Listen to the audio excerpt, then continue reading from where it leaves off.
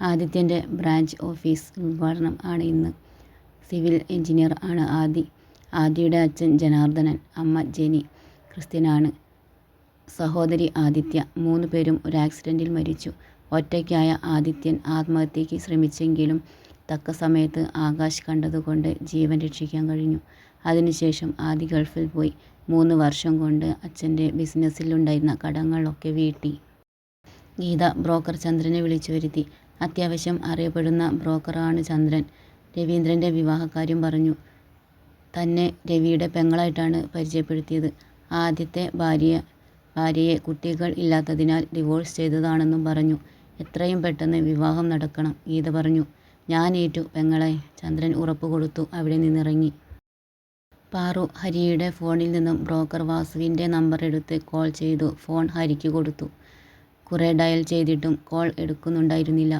ഹരി അവസാന ശ്രമം എന്ന പോലെ ഒന്നുകൂടി വിളിച്ചു. ആ വിളിയിൽ ബ്രോക്കർ കോൾ അറ്റൻഡ് ചെയ്തു. ഹലോ, ആരാ? ബ്രോക്കർ വാസു ചോദിച്ചു. ഹലോ, ഞാൻ ഹരികൃഷ്ണൻ, മാഷായിരുന്നു. ഇപ്പോൾ റിട്ടയർഡായി. എൻ്റെ മോൾക്കൊരു കല്യാണാലോചനയുടെ കാര്യം പറഞ്ഞിരുന്നു കുറേ മുമ്പ്. അന്നത് ശരിയായില്ല. ഇപ്പോൾ പറ്റിയ വല്ല ആലോചനയും ഉണ്ടെങ്കിൽ കൊണ്ടുവരണമെന്ന് പറയാൻ വിളിച്ചതാ, ഹരി പറഞ്ഞു.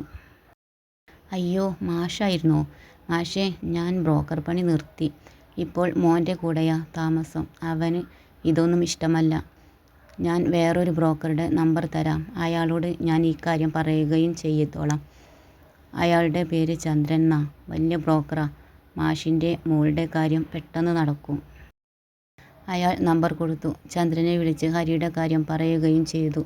പിറ്റേന്ന് തന്നെ ഹരി ഡിസ്ചാർജായി വീട്ടിലെത്തി. അയാൾക്ക് വലിയ സമാധാനം തോന്നി. തൻ്റെ മോളുടെ വിവാഹം പെട്ടെന്ന് നടക്കുമെന്ന് ഒരു തോന്നൽ. ചന്ദ്രൻ പിറ്റേന്ന് തന്നെ ഹരിയുടെ വീട് അന്വേഷിച്ചെത്തി. പാറു കൃഷിയിടത്തിൽ ആയിരുന്നു. കോളിംഗ് ബെൽ അടിച്ചപ്പോൾ ഹരി വന്ന് വാതിൽ തുറന്നു. ചന്ദ്രൻ സ്വയം പരിചയപ്പെടുത്തി. ഹരി വിവരങ്ങളൊക്കെ പറഞ്ഞു. നമുക്ക് പെട്ടെന്ന് ശരിയാക്കാം. എനിക്ക് മോളെ ഒന്ന് കാണാൻ കഴിയുമോ? ചന്ദ്രൻ ചോദിച്ചു. ഹരി പാറുവിനെ വിളിച്ചു. മുറ്റത്തെ ടാപ്പിൽ നിന്ന് കയ്യും കാലും മുഖവും ഒന്ന് കഴുകി. അവൾ അകത്തു കയറി ഉമ്മറത്തേക്ക് നടന്നു. എന്താ അച്ഛാ? അവൾ ചോദിച്ചപ്പോഴാണ് ഹരിയുടെ അടുത്തിരിക്കുന്ന ആളെ അവൾ കണ്ടത്. പാറുവിനെ കണ്ടപ്പോൾ ചന്ദ്രൻ അത്ഭുതപ്പെട്ടു. ഇത്രയും സുന്ദരിയായ കൊച്ചിൻ്റെ കല്യാണം ഇതുവരെ കഴിഞ്ഞില്ലേ? അയാൾക്ക് വിശ്വസിക്കാൻ കഴിഞ്ഞില്ല. ഹരി അവൾക്ക് ചന്ദ്രനെ പരിചയപ്പെടുത്തി. പാറുവിനെ കണ്ടപ്പോൾ ചന്ദ്രന് രവിയുടെ കാര്യമാണ് ഓർമ്മ വന്നത്. അയാൾ അപ്പോൾ തന്നെ രവിയുടെ കാര്യം പറഞ്ഞു. ഗീത പറഞ്ഞതുപോലെ തന്നെ അവതരിപ്പിച്ചു. രവീന്ദ്രൻ, വയസ്സ് 32 വയസ്സ്, ഡിവോഴ്സാണ്. കാരണം ആദ്യത്തെ ബന്ധത്തിൽ കുട്ടികളില്ല. ഒരു പാവം അമ്മയുണ്ട്, പത്മാവതി. പിന്നെ കല്യാണം കഴിയാത്ത ഗീത എന്ന ഒരു പെങ്ങളുണ്ട്. രവി അനന്തമൂർത്തി ഗ്രൂപ്പ് ഓഫ് കമ്പനിയിൽ ഇവിടെയുള്ള ബ്രാഞ്ചിൽ മാനേജറായി ജോലി ചെയ്യുന്നു. അന്വേഷിക്കണമെങ്കിൽ ആവാം. ഹരിക്ക് താല്പര്യമായി. ഓക്കെ, നമുക്ക് നോക്കാം. ഫോട്ടോ ഉണ്ടോ? ചന്ദ്രൻ ഫോട്ടോ എടുത്തു കാണിച്ചു. ഇവിടെ സമ്മതമാണെങ്കിൽ അവർ നേരിട്ട് വരും, അയാൾ പറഞ്ഞു. വന്നോട്ടെ, ഹരി സമ്മതിച്ചു. രവിയെയും കൂട്ടി ഞായറാഴ്ച വരാം. ചന്ദ്രൻ തൻ്റെ ഫീസും വാങ്ങിപ്പോയി. പാറുവിന് വല്ലാത്ത അസ്വസ്ഥത തോന്നി. എന്തൊക്കെയോ സംഭവിക്കാൻ പോകുന്ന പോലെ. കുട്ടികൾ ഇല്ലാത്തതുകൊണ്ട് ആദ്യത്തെ ഭാര്യയെ ഒഴിവാക്കി എന്നല്ലേ പറഞ്ഞത്? അപ്പോൾ തന്നെ വിവാഹം കഴിച്ചിട്ടും കുട്ടികൾ ഇല്ലെങ്കിൽ? കൂടുതൽ ചിന്തിക്കാൻ അവൾക്ക് പേടിയായി. ചന്ദ്രൻ ഗീതയെ വിളിച്ചു കാര്യം പറഞ്ഞു. ഞായറാഴ്ച പെണ്ണ് കാണാൻ പോകാമെന്ന് ഗീത ഉറപ്പുകൊടുത്തു.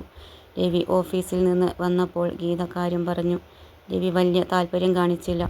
ഗീത നല്ല ഉത്സാഹത്തിൽ ആയിരുന്നു. ഇനി വൈകാതെ രവിയേട്ടൻ്റെ ചോരയിൽ ഒരു കുഞ്ഞു പിറക്കുമെന്ന് അവൾക്ക് ഉറപ്പായിരുന്നു. ഇനിയും 4-5 ദിവസമുണ്ട് ഞായറാഴ്ച ആകാൻ. എങ്കിലും ഗീത ഒരുക്കം ഇപ്പോഴേ തുടങ്ങിയിരുന്നു. രവിയുടെ അമ്മയെ കാര്യം ധരിപ്പിച്ചു. അവർ എതിർത്തു. അവർക്ക് ഈ കാര്യത്തോട് യോജിക്കാൻ കഴിഞ്ഞില്ല.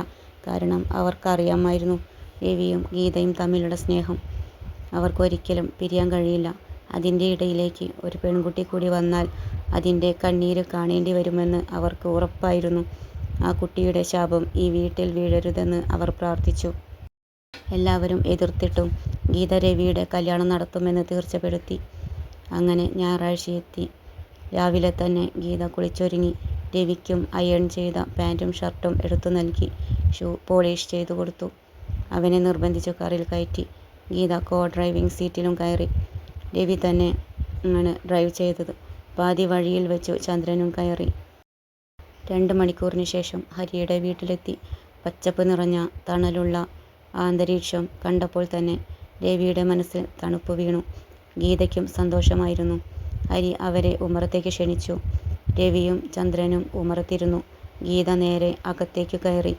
പാറു ചായ എടുക്കുകയായിരുന്നു. ഗീതയും സഹായിച്ചു. ഗീത വാ തോരാതെ സംസാരിക്കുന്നുണ്ട്. രവിയെപ്പറ്റി, അവൻ്റെ ജോലി, ആദ്യത്തെ കല്യാണം, കുട്ടികളില്ലാത്തതിനാൽ ബന്ധം ഒഴിവാക്കിയത്, അങ്ങനെ പലതും. ഗീത തന്നെ പെങ്ങളായിട്ടാണ് പാറുവിന് പരിചയപ്പെടുത്തിയത്. പാറു വെറുതെ ചിരിച്ചു നിന്നു. മറുപടിയൊന്നും പറഞ്ഞില്ല. ഗീത പാറുവിനെ കുറിച്ചു ഒന്നും ചോദിച്ചതുമില്ല. ഗീതയ്ക്ക് പാറുവിനെ വളരെയധികം ഇഷ്ടപ്പെട്ടു. ഒരു പാവം കുട്ടിയായിട്ടാണ് ഗീതയ്ക്ക് തോന്നിയത്. ഒരു സുന്ദരി കുട്ടി. ഇങ്ങനെയൊരു കുട്ടിയെ രവി കല്യാണം കഴിച്ചാൽ ജനിക്കുന്ന കുഞ്ഞും പാറുവിനെ പോലെ നല്ല സ്വഭാവമുള്ള, വെളുത്ത, ചന്തമുള്ള ഒരു കുഞ്ഞായിരിക്കും. ഗീതയ്ക്ക് വളരെ സന്തോഷം തോന്നി.